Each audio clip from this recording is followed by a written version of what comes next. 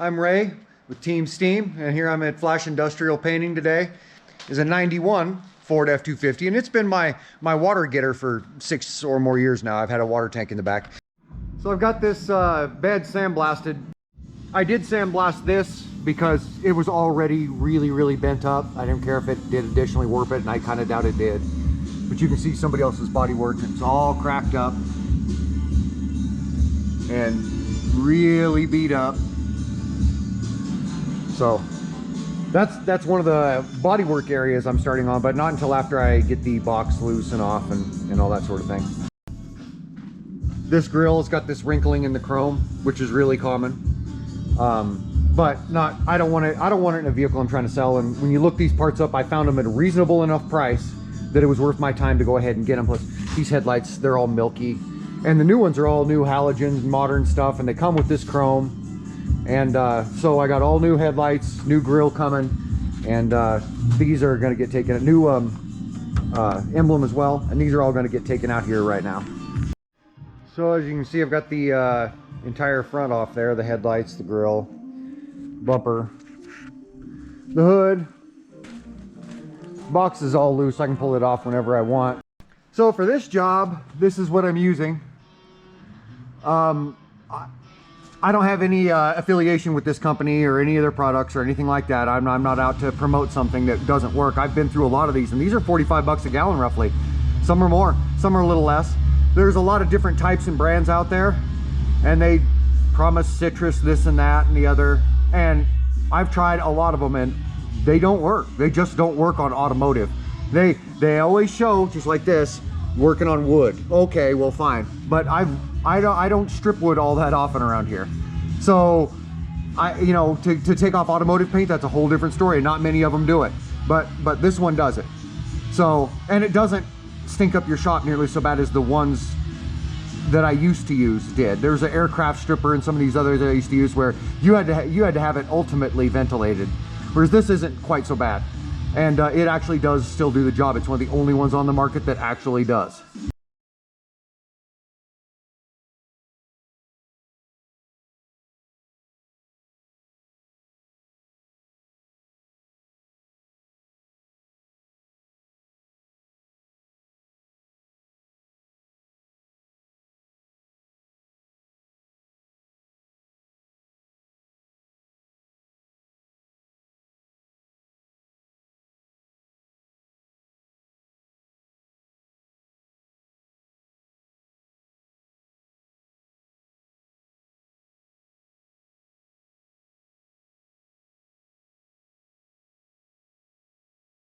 Now I've got all this coated a couple of times. I'll go ahead and leave it here for a little bit, and then I'll come back and see what's going to come loose and what isn't.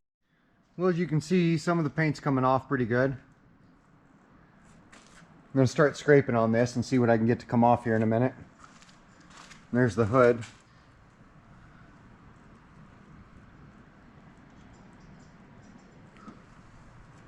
So it's about half done. I didn't realize this one ever had the 4x4 sticker on it. Kind of funny what comes out.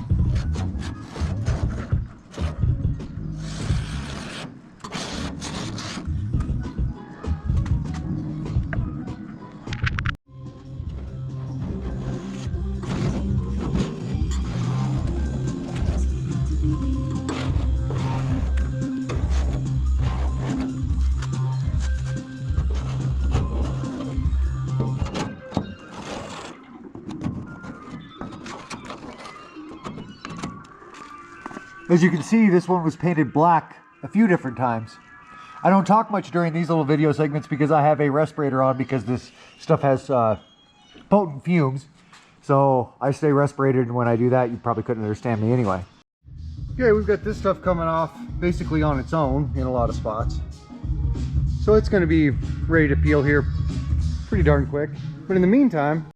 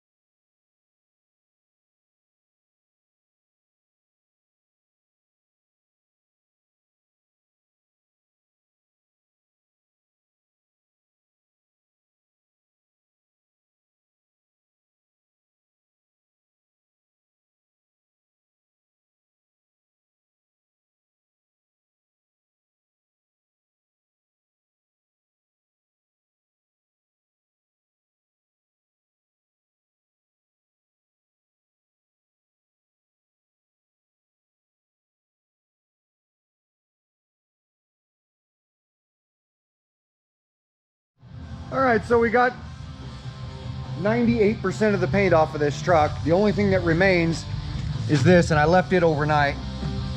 It's ready to go now. And I'll get that and the other few small remaining spots off, and then I'm gonna wipe all this down with thinner a few times and then basically remask it. I wouldn't have masked it to begin with, except for once I got done masking it and got to really looking this paint job over, I realized it was far too high risk for me to just go ahead and try and sand and paint over it. It needed to come off here. So things kind of happened in the wrong order, but no big deal. I'll go ahead and remask it and get going on this thing. All right, now it's time for me to get this thing all sanded down, top to bottom. I've got it all wiped down. I wiped it all down with thinner. It took me hours to get this thing all wiped down. Got all that slimy stuff off of it with thinner, and got everything all remasked. And now I'm ready to sand it. I'm going to be using 6-inch 180 grit, and I'll sand the whole thing down and start determining where the bodywork is and what all I need to do.